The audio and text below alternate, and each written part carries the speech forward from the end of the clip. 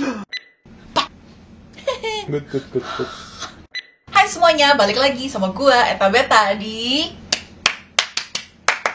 Mukbang. Senang lagi, balik lagi sama kalian. Dan hari ini seperti kalian lihat, kita bakal mukbang semua cemilan Korea. Gua sama sekali nggak tahu ini rasanya kayak apa. Kayaknya gue cuma pernah coba yang ini sama yang ini. Tapi yang lain-lainnya, semua yang lain gue belum pernah coba. Gue cuma ngambil doang gitu di supermarket Korea. So, okay, we'll just see rasanya enak-enak atau enggak. Dan seperti biasa, sambil mukbang hari ini kita bakal kisah kriminal nyata. Dan kisah kriminal hari ini bukan di Amerika, kita sekarang bakal pindah ke Vietnam. Oh. Dan ceritanya, well, ya nanti kalian tahu. Ini ceritanya tentang penculikan. Dan ya membuka mata gue aja. So, tapi sebelum gue cerita, kita cobain dulu karena sudah lapar. Oke, gue bingung mau nyobain yang mana dulu soalnya banyak banget. Yang ini yang gue udah pernah coba. Ini enak banget sih. Ini dia hot and spicy sun, yang kayak gini. Udah gue taruh di depan sana, jadi gue turunin soalnya kayaknya gue tenggelam di belakang semua cemilan ini. Oke, gue bakal coba yang ini. This is my favorite. Dia tipis chipnya, lalu dimakan tuh kayak crunchy gitu. Tulisannya hot and spicy, tapi sebenarnya nggak terlalu hot banget sih. Spicy buat bule. Kalian bisa dengar nggak sih? Oh my god. Ini jauh lebih enak kalau menurut gue daripada Pringles atau apa ya, Lay's gitu. Paling enak ini. Give it a try di toko Korea. Terus sebelahnya ini, yang ini kayaknya cemilan buat anak-anak gitu deh. Lebih kayak anak-anak. Dia ada macam-macam gitu bentuknya. Kamu ikut makan aja sekalian. Aku cobain. Nah, yang ini bentuknya ikan paus. Ikan paus. Kita ada subscriber namanya ikan paus. Halo ikan paus. Squid. Asin-asin gitu kayak rumput laut. Mirip-mirip taro. Taro tapi yang lama pas gue masih kecil. Sekarang rasanya agak beda. Ya. Yang di sebelah sini cemilan yang ini dari buka. Terus gue baru sadar setelah gue buka ya, mereka ada rekomendasinya makannya kayak pakai ice cream cone-nya McDonald's. Oke. Yang apa sih namanya, soft serve cone gitu. Iya. Ditaruh di atasnya, mungkin enak kali ya, crunchy. Ini juga ada gambarnya macam-macam. Gue nggak jelas ini gambarnya apa, cuman makan setengah. Dalamnya putih gitu guys, rasa susu gitu. Jadi manis yang ini. It's okay. Gue coba satu lagi sebelum kita mulai. Gue pengen yang asin. Ini yang di depan sini. Sama sekali belum pernah coba. Ini rasanya bahasa Korea semua, Bu. Dia bilangnya sih nggak digoreng gini, cuman kayak ada gambar kayak pasta bake gitu, kalau nggak kayak lasagna. Oke. Let's give it a try.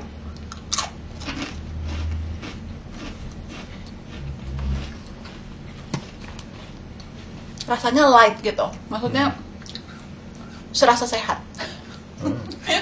Kalau mau yang sehat makan yang ini. Kalau mau yang rasanya enak tapi nggak tahu sehat atau enggak, makan yang ini. Oke.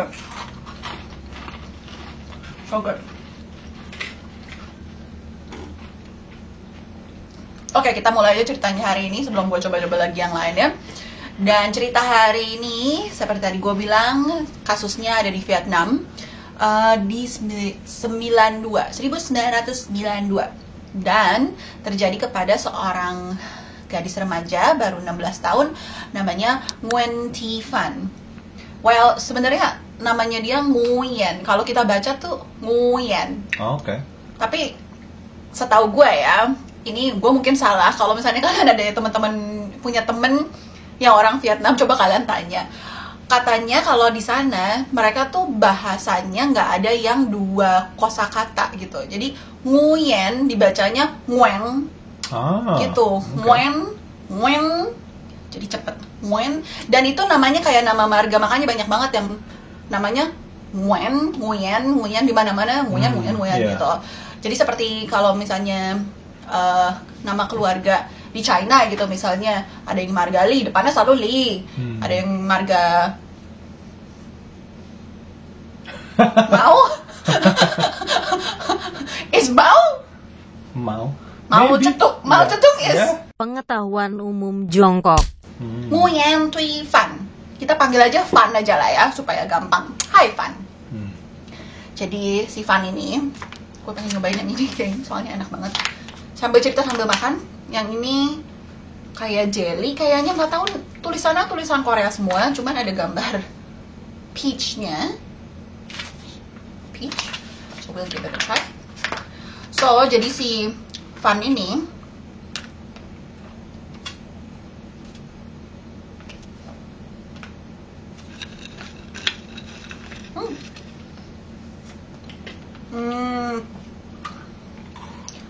kayak konnyaku ya.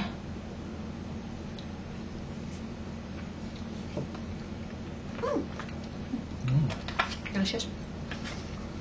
No. Dia 16 tahun. Dia lagi pergi sama teman-temannya malam mingguan gitu. Dan papi maminya cukup strict. Jadi dia pulang tuh udah jam 12 malam. Dan papi maminya nggak suka. Begitu dia pulang, kan dia ketok-ketok, mame, bukain pintunya gitu. Terus habis itu sama maminya sengaja nggak dibukain pintunya. Soalnya supaya tahu pelajaran, jangan pulang malam-malam, dasar lu gitu, dipikir maminya. Ya, mau terusin lagi. Gue mau cobain yang ini rasanya apel hijau. Enak juga boy yang ini. Kayak agar-agar lah ya. Kayak lebih kayak konnyaku sih. Kalau agar-agar kan lebih kayak, kalau konnyaku tuh kayak bisa di jelly yang bisa dikunyah sedikit, you know? Apa sih? Aku nggak tahu. Konnyaku nggak pernah makan. Kasian deh. Ya konnyaku kayak gini. Nggak suka makan. Nggak suka nyemil. Kamu udah coba ini belum sih? Belum ya? Belum. Buka aja kalau mau. Wow. Oh, panjang ya. Oh, dia bentuknya begini. Waffle. Enakan yang ini kalau kata gue. Oke. Kurang. Ini.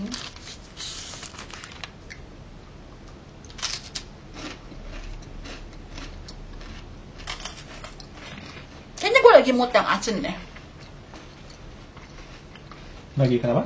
Lagi mood yang asin. Yang manis gini. Wafer strawberry. Mau ditunjukin ke teman-teman nggak? Tapi biasa aja. Bikinan lotte. Biasa aja sih. Dipikir maminya ya udah biarin aja dia di luar gitu. Terus habis itu dia memang agak nakal. Jadinya dia bukannya kayak nungguin di situ ya udah tidur aja di depan rumahnya atau gimana, enggak. Dia keluar lagi. Pergi kayak ke tempat karaoke gitu. Terus habis itu ya mulai minum-minum lagi, bla bla bla. Terus habis itu dia ketemu sama kayak tante-tante yang baik gitu, kayak tante-tante gaul gitu loh. Ayo kita karaoke bareng, ayo kita minum bareng, nanti ku beliin semuanya gitu kata si tante-tantenya. Ya seneng-seneng aja dong anak umur segitu gitu loh. Anak umur segitu ya udah akhirnya dia ikut sama si tante-tante ini gitu loh. Minum.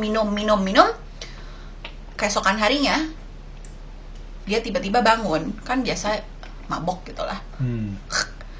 Keesokan harinya dia bangun sama 3 cewek yang lain. Dan mereka bangunnya di China. What? Nah lo. Jadi sama si tante-tante ini, basically mereka diculik. Dan dijual sebagai istri gitu lah. Dijual ke lelaki di China sebagai istri. Gitu. Dan pelanggan-pelanggannya semuanya udah pada tua gitu, sekitar 70, 80 tahun yang pada datang, yang pada mau beli beli istri gitu. Yang bener aja. Bener. Wow. Dan apparently sampai sekarang juga masih ada gitu loh praktek-praktek seperti itu. Jadi makanya ini yang gue bilang tadi, kenapa kayaknya membuka mata gue banget. Soalnya gue pikir aman-aman aja di dunia ini, tapi ternyata banyak hal yang kita tidak tahu. Gitulah. Jadinya cewek-cewek yang lain pada takut nih, soalnya mereka kalau misalnya mereka nggak mau married sama si lelaki-lelaki ini, semuanya pada dicambukin gitu loh. Tapi si Van ini dia bener-bener kayak fighter banget, dia kayak gue nggak mau married sama kakek-kakek ini, mereka semuanya tuh beneran seumuran kakek-kakeknya dia. Bayangin dong, dia 16 tahun, terus orang-orang yang lain ini udah 70-80 tahun. Ngapain gitu loh, dia nggak mau. Akhirnya dia kayak bertahan nggak mau, udah dipukulin, suruh kayak berlutut di atas kulit nangka gitu sampai dengkulnya semua pada berdarah gitu loh. Ini kan tajam kan memang kan. Tapi untung bukan durian ya. Kalau durian kayaknya lebih parah lagi deh. Itu langsung. Di Vietnam ada durian nggak? Pengetahuan buah jongkok. Anyway, terus habis itu gue belum buka. Mau buka yang ini. Yang ini tulisannya cream cheese, biscuit cream cheese. Jadinya dia setelah dia nggak mau, udah dihukum A, B, C, D, E, dia nggak mau. Keesokan harinya ada pelanggan lagi, umur 80 tahun lagi datang. Terus habis itu si Vanya ini ditawarin, oke, ini ada semangkok nasi sama ada semangkok. Kalau lu mau married sama orang yang 80 tahun ini, lu makan nasinya.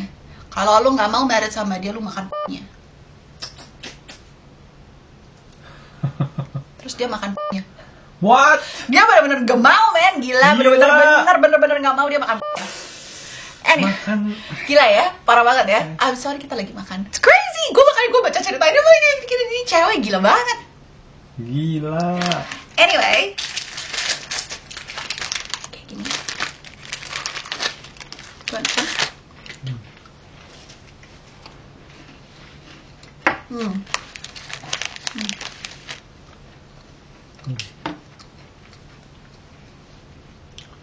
Akhirnya setelah diancam bahwa kakinya bakal disayat gitu, takut bakal dipotong gitu,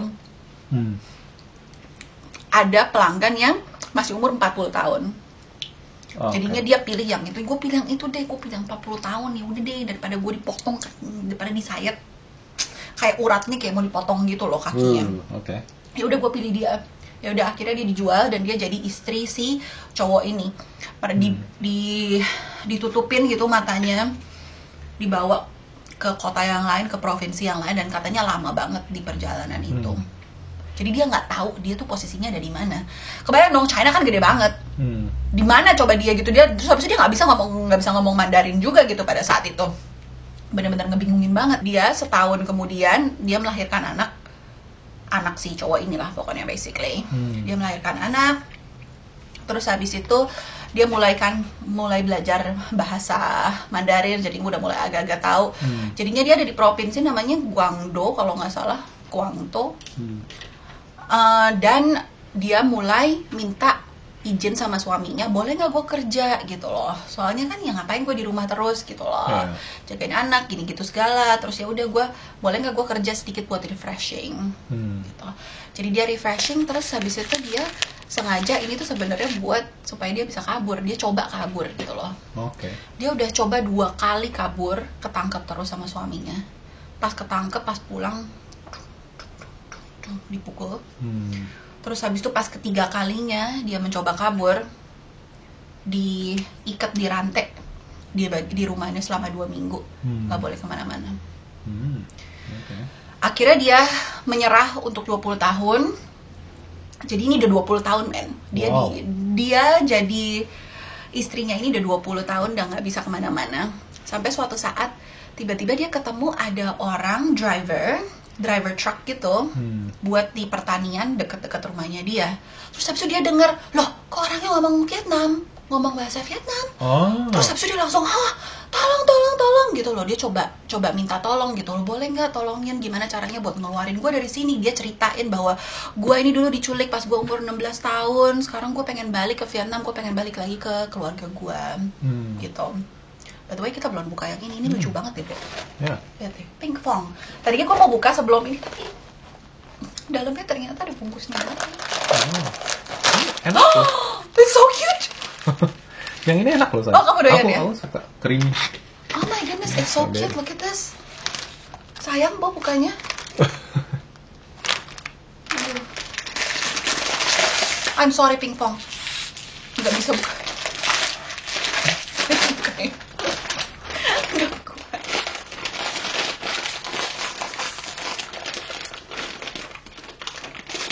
1 jam kemudian. 2 jam kemudian. 5 jam kemudian. Kayak apa ya? Mengingatkan bentuknya kayak lidah itu loh. Lidah kucing. ya? Hah? Iya nggak sih? Aduh, bungkusnya Bentuknya lucu ya. banget.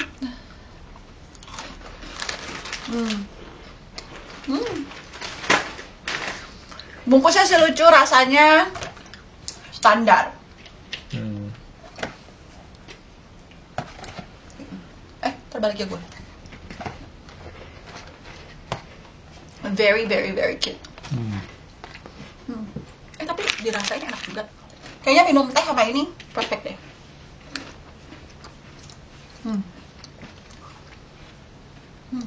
Nah, si supir truk ini tuh jadinya kasihan sama dia. Terus akhirnya dia mencoba cari gimana caranya buat ngeluarin si Fan. Van. Ngeluarin si Van ini dari rumah itulah pokoknya gitu. Terus dia mulai kayak survei gitu, muter-muter rumahnya dia, pakai truknya dia, gimana caranya. Terus habis itu dia kayaknya, kayaknya gue nggak bisa ngelakuin ini sendiri gitu loh. Jadi dia kayak ngerekrut teman-temannya yang lain, orang Vietnam juga semuanya, ada 4 biji. Terus habis itu mereka, oke, gini rencananya, kita bakal pura-pura bawa kayak satu kandang isinya babi semua dari peternakannya. Oh, oke. Terus habis itu yang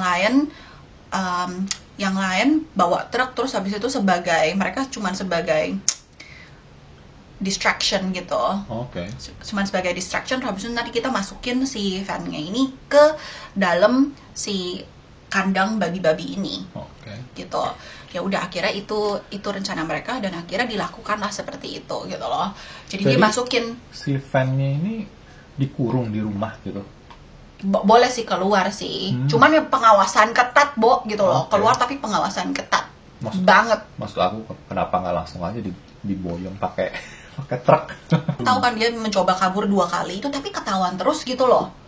Gimana caranya ketahuan? Mungkin banyak orang-orang di situ yang udah pada tahu juga dan pada ngeliatin gitu loh.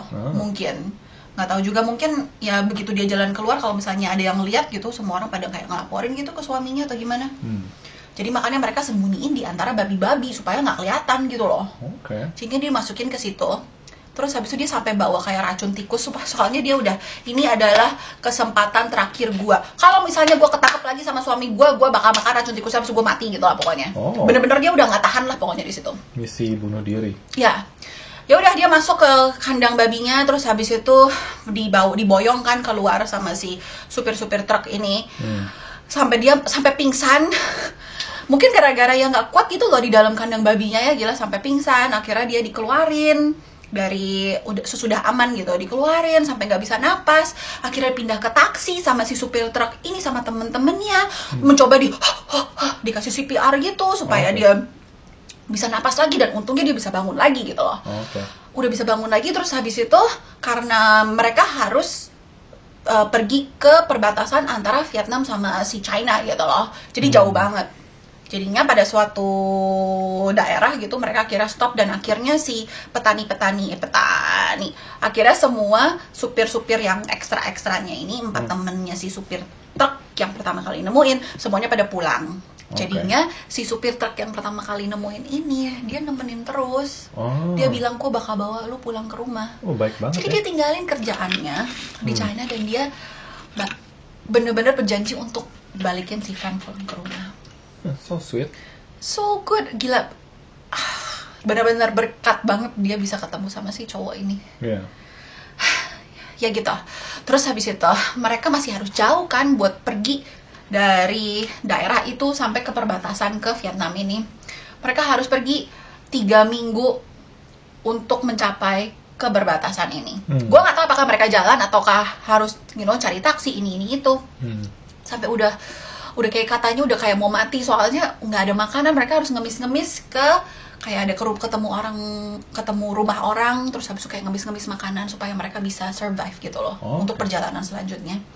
Untungnya pada suatu saat mereka ketemu sama supir taksi yang baik. Dan supir taksi yang ini dia mau bawa mereka untuk pergi ke perbatasan Vietnam tanpa dibayar.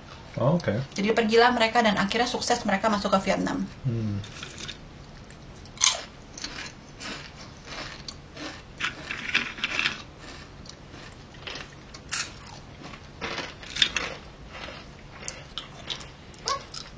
Kamu mau?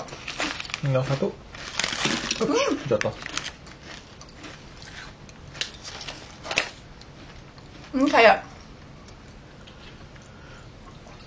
Kayak nggak usah digigit. Lembut banget ya. Nah, si Van ini kan tapi udah 20 tahun nggak balik ke Vietnam. Dan Vietnam udah berubah banget, bayangin 92 ke 2002. Oh, ya. Ulang lagi 92 ke 2012, jauh banget gitu kan. Dan pasti kan jalanan udah pada berubah semua, toko-toko udah pada berubah semua, tapi dia masih ingat nama jalan rumahnya apa. Untungnya pas dia diculik udah 16 tahun, jadinya udah tahu lah ya gitu loh. Nama jalan rumahnya apa, bukan masih kecil banget yang nggak tahu apa-apa. Ya udah, terus habis itu kata si supir truk ini, dia bilang, oke, lu coba cari keluarga lu, gue kasih duit, sama dia dikasih duit. Kalau misalnya mereka nggak mau terima lu lagi, atau misalnya nggak ketemu keluarga lu tinggal aja sama gue, lu balik sama gue dan lu tinggal sama gue.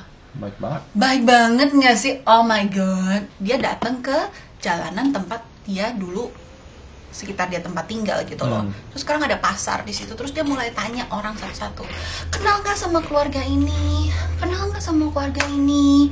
Dia tanya orang pertama, oh nggak kenal.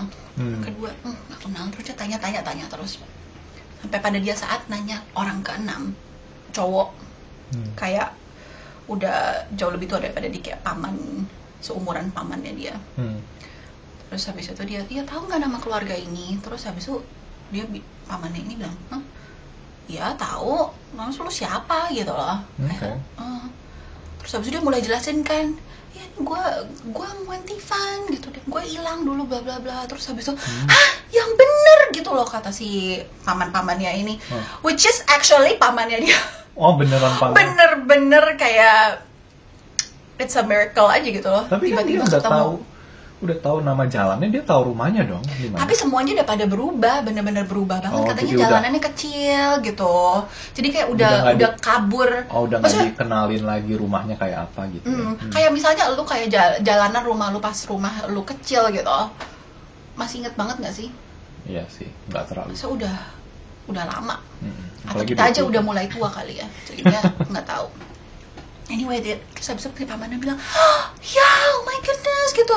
Langsung dia bawa belanjaan sampai jatuh, kabur. Terus habis itu mereka langsung lari ke dalam rumahnya si cewek ini gitu loh. Terus habis itu tiba-tiba ada maminya. Maminya masih hidup tapi papinya udah meninggal.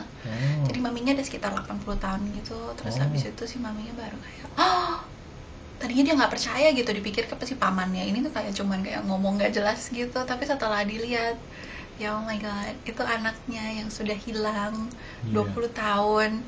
Dan dia kan merasa bersalah banget gitu loh.